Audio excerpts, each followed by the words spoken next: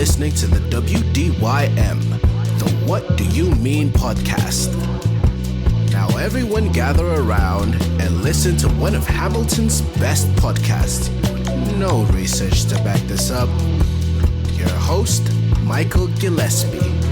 It all comes down to Monday.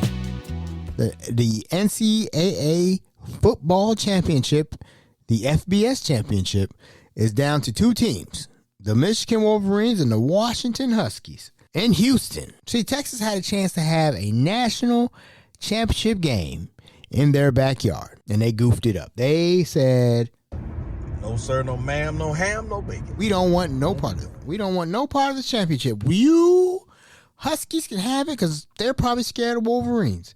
So, who is going to win the game? I am a Ohio State Buckeye fan. Always have been, probably always will be. Do I root for a fellow Big Ten team to win the championship, or do I root for the Pac-12 to win something that they haven't been? I can't remember last time the Pac-12 was won. Probably since USC won it with Reggie Bush. That's how long it's been. Probably, assuming. I didn't do my research today. Forgive me for that. With that being said, there is no way on God's green earth I root for Michigan for this one. Washington better win this game. I don't know the words. Something about Washington. Washington, go Huskies, go. I don't know the words. But we cannot have Michigan winning this game, okay? The thing about an Ohio State-Michigan rivalry is because you got friends on the other side of that river that love Michigan for some strange reason. One of my best friends in the military, Chip, he loves Michigan, and I don't understand why. Homeboy, I think my homeboy's from Delaware. Is he not? Why do you like Michigan? What? It's just I can't. My best friend from childhood, Foo, loves Michigan. And I know why. I know why he does. It's because Desmond Howard. Desmond Howard, he was a beast. He was a beast when he played for Michigan, and maybe that's why. Jimmy, one of the dudes I graduated with, Jimmy, he loves Michigan. He is a diehard Michigan fan. Here's this funny thing. Back when Urban Meyer and Jim Tressel was just whooping Michigan's tail, there's this picture he made with him in his Michigan maize and blue, arms crossed, everything. Whole bunch of Ohio State fans, like at least 10 of them, were looking at him. He stood strong with his maize and blue on. Even like one of my friends, Chris. Chris actually decided to change his life and look like Jim Harbaugh. He's a Michigan. I can't, ladies and gentlemen, Michigan cannot win this game on Monday, okay? Say it with me. Michigan cannot win this game on Monday. Do you understand the bragging rights that every one of these Michigan fans will have? Do you understand they would talk so much junk? They've beat Ohio State the past 3 years, and now they add a championship. Oh, God. Oh, man.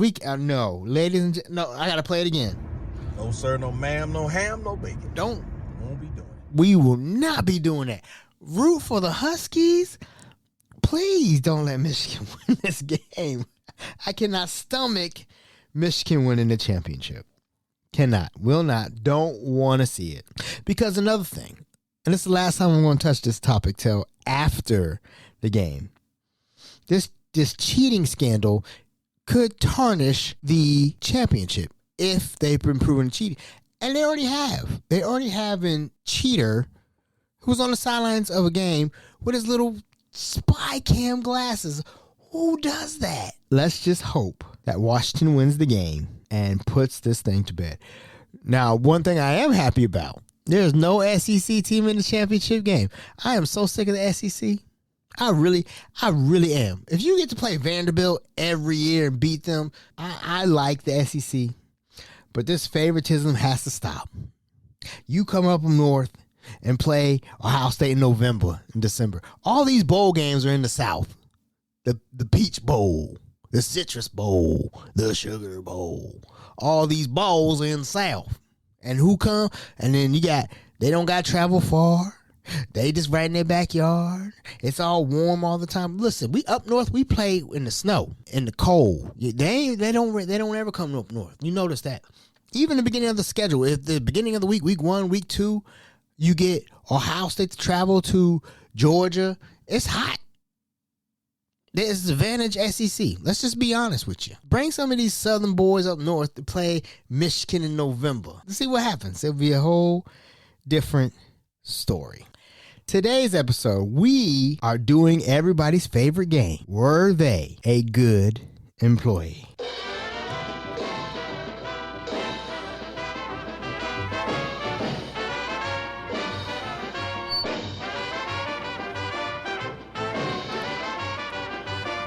Doom, doom, doom, doom, doom. I love that. I love that intro. Anyway, today's episode focuses around my establishment that I was at, of course, the best facility in Butler County, or facilities. Let me be honest with that. Facilities in Butler County. This one, the title of this episode, we're just gonna call this episode "The French Files," to give you a little idea of what was going on. It was time for Cowboy to transfer. He initially put in a request to transfer, and he's been with me for a little bit over 2 years. Me and him worked together really well, really fast, and really good together, honestly. The thing about Cowboy is that Cowboy is 1,000% dependable. Let me say that again. 1,000% dependable. Anything like Cowboy always shows up for work. Cowboy always shows up for work. No, there's no way he doesn't show up for work. Hardworking man, does a great job. Everything about Cowboy is 100%. No problems with Cowboy. So he put the transfer in, so it gets redundant to keep doing the same thing over and over, and I get that. He puts the transfer in. I'm like, wait a minute. So if he's leaving, who is replacing him? I get this young lady. We're gonna call her French. Keep it simple. French. French was a young lady who was a cook. And she's like, yo, I'm excited to come over. I can't wait to work over there. I just want to get out of this facility, this location, and come to your location, Michael. I want to work with you. I said, that's great, because I want to work with you too. We're going to keep this thing positive, right? So when people come over, I don't evaluate them immediately. On the other hand, French wanted everything evaluated then and there. She's like, Michael, how did I do today? I'm like, you did okay. It's like, it's day one. You're going to mess up. I understand that. Just learn the ropes, and then I can evaluate you. You know what I'm saying? Like, don't put this added pressure on you. Just do your thing. If you have questions, I am here for you. Right? I would like to say, first and foremost, my standard is high. I have a high standard of excellence. When you come to the kitchen, I have an expectation for you to do things a certain way, a high level way, a high intensity thing, a way of doing things. The first time she made something, my lead server, she's on it. She was so on it. Now, to give you a little backstory between my lead server and her, they had a little tension at the previous location, right? And they both come over. My lead server comes over first, and then she follows afterwards. So initially, the other my coworker's like, hey, you think there's gonna be a problem? I said, no, there's not gonna be a problem. My lead server, she's professional most of the times. And, French is professional. I'm hoping she's professional. I don't know. So the first day she's working, and my lead server is pinging me up 6 o'clock in the morning. Ping, ping, ping, ping, ping, ping. My phone's going off. I'm like, yo, what is going on? Thankfully I'm already up. I wake up 5 o'clock in the morning every day. So I'm like, all right, let me see what these messages are. The first message is like, oh boy. This is like, oh boy. I'm like, what? It's like, you got to see these eggs. These eggs are green. I said, how do you do green eggs? He said, I don't know, but this may be from a Dr. Seuss book, but these eggs are green. I said, this is okay. I said, all right. Again, she doesn't know my way of doing things. Let me get a little background story on, like, what is your history of making food and all that stuff. And so we get to it. So that same day, I get another ping, ping, ping, ping. I get another text like, oh boy, here she goes. Lisa was like, oh boy, this bacon is limp like a noodle. I said, what? She sent me a picture of the bacon and the middle was raw. I'm like, oh, how did you do that? It's just like, I'm wondering. It's like, I don't know, but this ain't going well, Mike. I said, lead server, you just relax. You know, I got to show her the way of doing things, right? So I go in there and I'm like, let me ask you a question, French. She's like, yeah. I'm like, how do you make eggs? She's like, scrambled eggs. It's like, I just take it from the container and pour it in. I said, oh, is that it? She's like, yeah, that's it. And then I put it in a steamer and let it do its thing. Now, first off, there's nothing wrong with steamed eggs. I'm telling you, if you put the love into the batter, you're going to have you a nice egg. I said, okay. She said, you just put the mix in there. I said, okay. Like, French, I'm going to have to tell you something. You have to put a little love in your eggs. She's like, what do you mean? I said, you got to put a little love in your eggs. Put a little heavy cream or some milk and some salt and pepper. She's like, okay, but I read the menu and he said you cook with, and I stopped her, like, cook with what? She's like, with a little bit of salt and sugar. I said, a little bit. Yes, you can put a little bit of love in your eggs. Okay? So, okay, cool, no problem. So I'm like, okay, let me see. Like, what do you do for bacon? She said, I put it in the turbo chef. So don't do that. Don't do that. We have these 2 nice ovens right here. Just put it in for 14 minutes each and you'll be fine. She's like, okay. Like, I got it. Like, I'm going to try to do my best, Michael. I'm really excited to be here. Like, me too. So a couple of days go by. So I start going by the guest, a guest that's been here for, a couple weeks and all that stuff. So I go by one person's room and she's like, what in the heck is going on back there? I'm like, what are you talking about? My over medium eggs are over crispy. I said, over crispy is not a thing. She's like, yeah, I know that, Michael. Who's back there cooking the eggs? I said, okay, I got somebody new. Relax. We're going to get this fixed, okay? Because I'm going to talk to her how to make an over medium egg. She's like, I hope so, because over crispy eggs are not good, Michael. I said, I understand completely. I don't like over crispy eggs either. I don't. So I go back to her and say, hey, make me an over medium egg. Now, mind you, I hate over medium eggs. Anything runny is disgusting. No, I'm not eating no yolky. No, and then all these older people that, I just dip the toast in the yolk. But no, we're not doing that. I need my stuff done. Okay. So she makes me the egg and I see some mistakes. Her fire's too high. Okay, so just low and slow is the way to go. That's what we did in culinary school. Everything is low and slow is the way to go. That's what I try to tell her. So that was a problem. Then the pancakes was a problem. So I'm like, oh, God. I just can't. This is the 3rd time that someone's complaining to me about breakfast, and this is her primary thing, breakfast. So I'm like, all right, I got to pull her in the office. So look, we got to talk about this. I pull her in the office, and she has a full-blown panic attack. I'm like, this is just a conversation. This is like, I'm trying to calm her down. Like, look, we're just having a conversation. We're just having a talk. We're not meeting the standard. Let me show you how I do things. So we go over everything. And she said she's nervous and she's crying. I'm like, yo, like, this is me. I don't induce panic attacks. I don't. I have conversations with people. That's all I do. Especially you're new. She's brand new. I don't expect her to meet my high expectation yet. It's a gradual thing. It's a gradual thing. So therefore, I'm not expecting you to hit it out the ballpark your first 2-3 weeks. I'm hoping you will learn eventually. So we had the conversation and everything starts going well again. But she's like, hey, do you mind if I go home early? Like, okay, is your stuff done? She says, yeah, my stuff's done. I said, okay, if your stuff's done, you can head on out. I don't hold people when they say, hey, my stuff's done, can I go home? As long as your stuff's done, I'm cool with that. She goes home, boom, darts out like Roadrunner, beep, beep, boom, she's gone. All right, cool. So I'm like, all right, cool. I'm home. I get a call. She's like, yeah, Mike, there's no fruit cut. I said, what? I said, no, there's no fruit cut. I said, who supposed to cut fruit? I said, AM cook. Oh, that's French. French supposed to cut fruit. So I'm like, hey, French, did you cut fruit? Oh, I forgot. I said, okay, look, with this promotion, you got promoted when you came to my facility. You got to make sure your job's done. If your job's done, I don't mind. I don't care. As long as your job is done. She's like, okay, I understand. It's like, cool. So I left it alone. I said, just make sure your job's done. So every week, she's like, can I go home early? Can I go? And on certain days, she's like, can I go home early? Can I go home early? I'm like, is your job done? She says, yeah, it's done. It's okay. Pew, beep, beep. She's gone. I'm like, okay. Come back. Hey, she left a sink full of dishes in the back. I said, what the? Like, I'm trying to treat you like an adult, but you keep leaving stuff behind. So I'm like, okay, so I'm going to have a talk with her.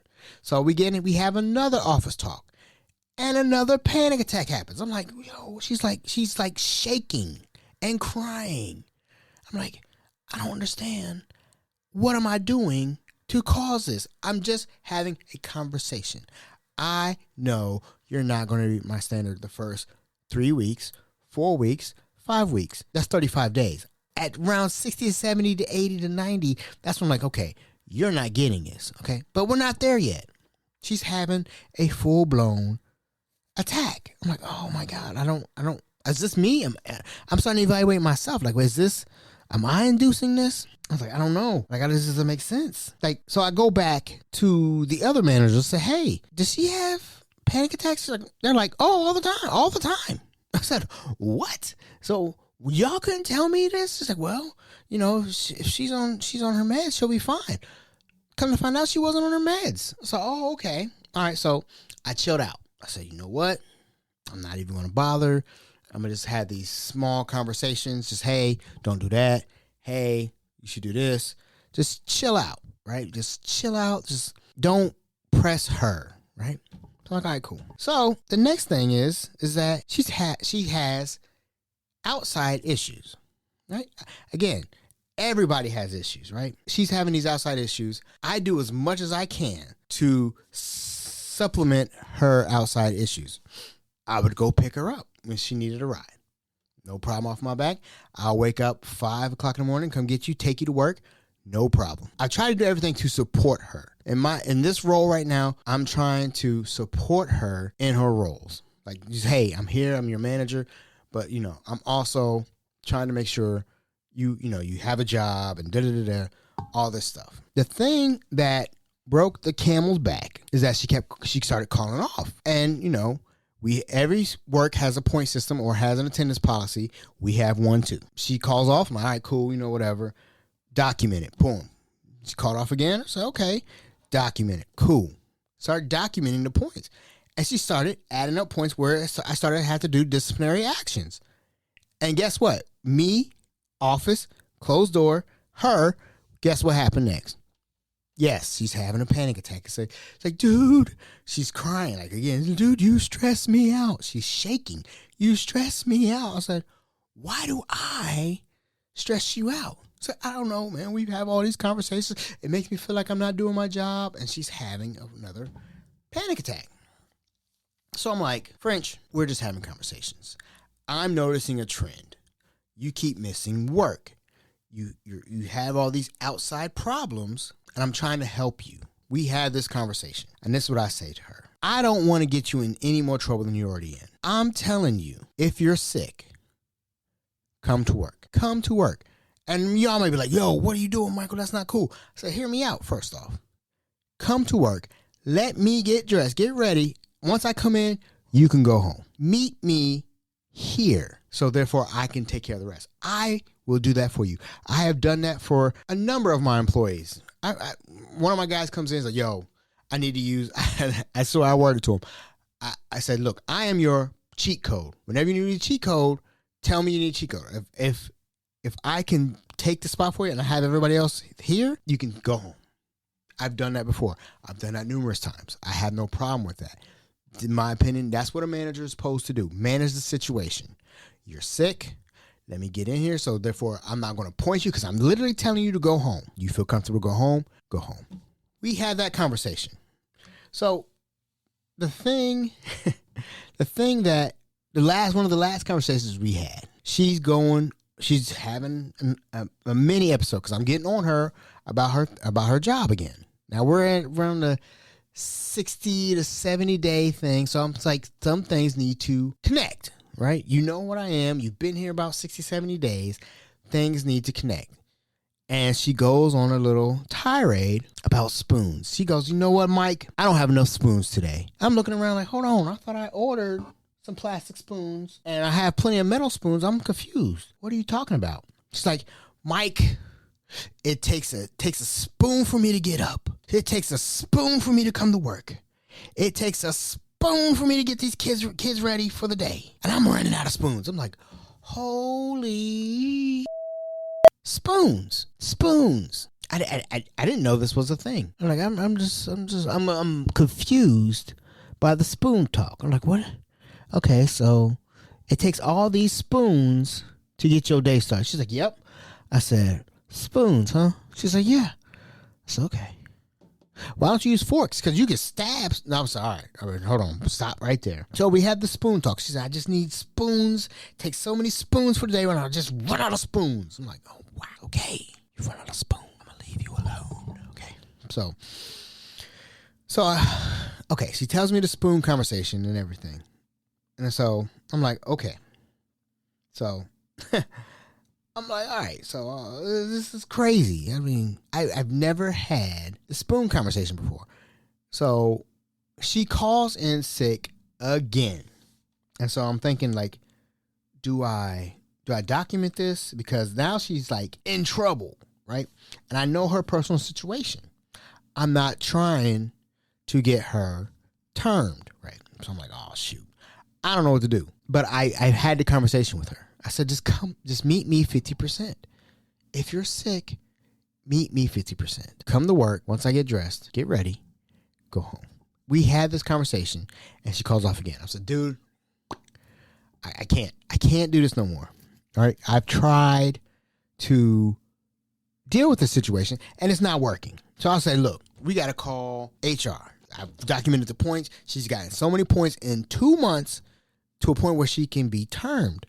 I said, look, we can't have this. I talked to my boss, Nate, and I said, look, we can't have this. He's like, agreed. I agreed. Okay, so he agrees with me. Like, all right, cool. What are we doing? Like, well, we're going to term her. I said, oh, okay. Thankfully, I got people that can absorb her shift. One of the things that I like to do when we already decided we're going to term her, I feel like I should be able to term my employee. I feel like I should get on the phone and be like, hey, you know what? This didn't work out. You're fired. So, but HR says, no, Nate should do it. I said, come on, man. Let me fire this one bullet. Boom. Let me fire this one bullet. Let me fire this bullet. She's done put me through the stress. Let me get this thing. Nah, HR wants me to do it. I said, whatever, man. That's bull crap. But you could be in the room and hear her. I'm like, man, that's not the same. But I'll take it anyway. All right, I'll be in the room. Forget about it. So he calls her up, and she's playing like it's cool. He's like, hey, how you doing? She's like, yeah, well, I'm getting this flu test or something. She getting something. Tylenol, she getting medicine, something. And I'll be in tomorrow. He's like, nah, you know what? We just going to go ahead and end this right now. We're going to turn me. She said, are you serious? I'm looking, I got to muffle my mouth. What do you mean, are you serious? Yes, we're going to tell you. You can't act like this with me. No, you need to show up for work. She's like, are you serious? He said, and he's one thing about Nate is super polite. He's like, yeah, well, yes, ma'am. Yes, ma'am. We're going to let you go gingerly. And we hope you have your, and he's like, I wish you best in all your future endeavors. He's nice. He's too nice. I'm like, yo, we're firing you. You suck at your job. I wish you nothing best. Not really. Goodbye. That would be me. But no, that didn't happen that way. So she is termed. And now we've picked up her shifts and we're working our butts off to cover her shifts. So a couple weeks later, a mutual friend of ours reaches out, says, yo, I got a question for you. I said, this is weird because, usually I don't hear from you. She's like, yeah, French is asking if she could get her PTO for being fired. I'm like, normally when you get fired, you kind of forfeit your rights to get those rights, right? When you get fired, you say, hey, I don't want to show up for work. I don't need a PTO. You can stick it. Basically, when you get fired, That's how I always take it. I'm guessing the fact that you got fired, you're not eligible, but I can ask. Oh, by the way, she could have asked me. This isn't personal. Nah, this isn't personal. It's professional. You don't show up for your job. You keep calling off. You're going to get termed. What does French say in response? In response to that, says, I ain't got to say to you. I said, dang, that's how it's going to be. I didn't fire you. Fired yourself. Why are you mad at me? I told you to meet me 50%, and you couldn't even do that. And you want to say, I ain't got to say to you. I bet you bad mouthing me right now, and I don't get it. I didn't do anything to you. You did it to yourself. So she's gone. Within 2.5 months of transferring to my facility, she's gone. Well, hold up. I think there's a little conspiracy to this. Why was she transferred? Why was she promoted and transferred to me if this is a normal behavior? This cannot be the first time she's done this. I talked to my lead server again. I said, hey, man, y'all used to work at the other facility, one of Butler County's finest facilities, mind you. I said, hey, y'all used to work at the other facility. Did she always call off? Lead server was like, all the time. I said, what? I said, did they set me up? Did they take my best cook and take him over to their facility and give me this young lady? I'm like, wait a minute. It's all right. So I'm going to head over there. Because Nate was quick to fire her. Nate was super quick to fire her. Like, just, hey, she's turned. Let's turn her. So, okay. So I asked the executive chef over there. I said, hey, man, did French miss work all the time? He said, absolutely. Yes, she did. I said, why didn't you term her? She said,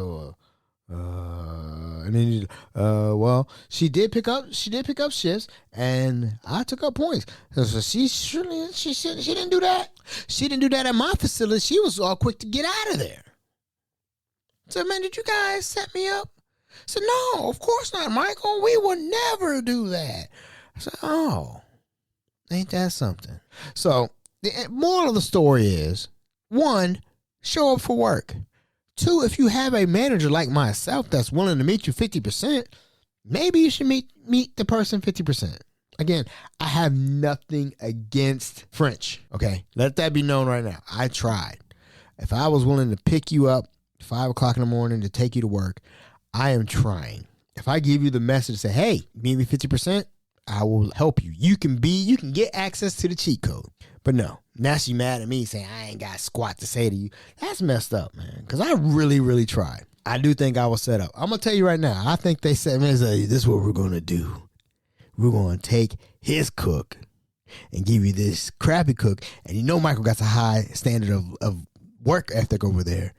He's going to fire her. Like, that's a great plan. And they all rubbing their hands at evil cackle. So, that being said, we're going to end the episode right there. What do you think? I was set up. I don't care what anybody say. I know a setup when I see it. That was a setup. And I still, to this day, wish you nothing but the best. But were you a good employee? Absolutely not. Sorry. I tried. Do better. Wish you the best in all your future endeavors. I'm your host, Michael Gillespie of the WDYM. Peace out, Girl Scout, Boy Scouts. Peace.